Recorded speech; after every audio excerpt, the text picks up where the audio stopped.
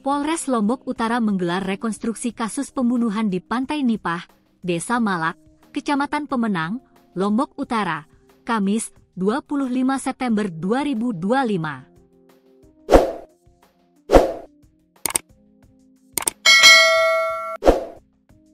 Tersangka Radiat Ardiansyah memperagakan sejumlah adegan terkait kematian teman wanitanya Nimade Fani Radia Puspa Nitra. Kuasa hukum Radiat, Kurniandi, mengaku yakin bahwa Radiat bukan pelaku namun menjadi korban. Terkait dengan kesimpulan rekonstruksi, karena saya mengawal dari awal sampai saat ini, kesimpulannya adalah sejak Radit diperiksa oleh penyidik, dari tahap lidik, sidik, sampai dengan rekonstruksi, jawaban Radit konsisten, tidak ada yang berubah sedikit pun, ucap Kurniadi. Dia kukuh pada dugaan keterlibatan pihak ketiga sehingga akan mengawal penanganan kasus ini. Kita tetap akan pantau berkas perkaranya, apakah ada P19 atau tidak. Itu akan tetap kita pantau untuk langkah selanjutnya, tegasnya. Pihaknya juga akan melakukan musyawarah kembali dengan 14 pengacara lain untuk langkah selanjutnya. Kurniadi mengaku belum mengetahui secara rinci barang bukti apa saja yang akan dimasukkan dalam berkas perkara yang akan digunakan dalam pembelaan di pengadilan. Tapi yang jelas sudah mengarah ke 90% bahwa untuk membuktikan Radit bukan pihak yang melakukan, tegasnya.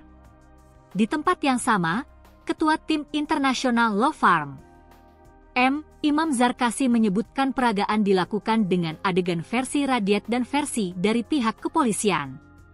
Dia menyoroti beberapa poin penting perihal kliennya yang diakininya tidak bersalah. Dengan rekonstruksi tadi semakin menambah keyakinan kami bahwa ada pihak ketiga dan Radit tidak bersalah. Seperti itu, pungkasnya. Radiat Ardiansyah ditetapkan sebagai tersangka kasus pembunuhan mahasiswi Universitas Mataram, UNRAM, Nimade Fani Radia Puspa Nitra. Vira ditemukan tewas di Pantai Nipah, Desa Malaka, Kecamatan Pemenang, Lombok Utara. Radiat dan Vira sebelumnya berangkat dari Mataram pada Selasa, 26 Agustus 2025, sekira pukul 16.30 WITA menggunakan sepeda motor.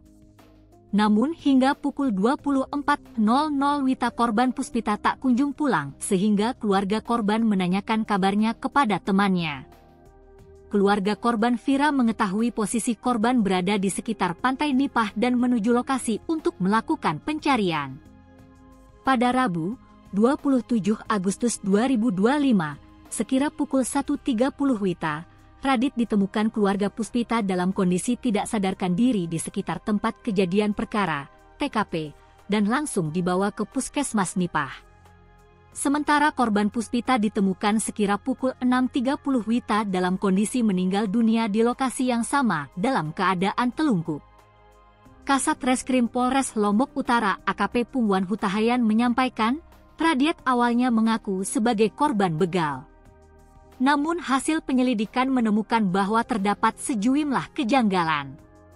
Bila ada pelaku lain, mengapa dia membiarkan satu saksi untuk hidup, jika dia, pelaku lain, ingin mencuri dibiarkan menempel di badan, kata Pungwan, Sabtu, 20 September 2025. Kejanggalan lain yang ditemukan polisi ialah keberadaan korban dan pelaku yang berjarak 200 meter. Kemudian ditemukan jalur lain yang dilewati tersangka menyeret korban dari lokasi awal. Karena tidak adanya saksi lain yang melihat kejadian ini, pendekatan yang dilakukan penyidik untuk mengungkap kasus ini yakni dengan pendekatan psikologi. Pungwan mengatakan, berdasarkan hasil otopsi ditemukan luka kemaluan. Tersangka juga sempat merangkul korban menggunakan tangan kanan dan mencium pipi. Kami menganalogikan ada upaya melakukan hubungan intim, namun terjadi penolakan. Kami koordinasi hasil autopsi cenderung luka di kelamin tersebut menggunakan benda ukuran 1 cm, pungkas Pungwan.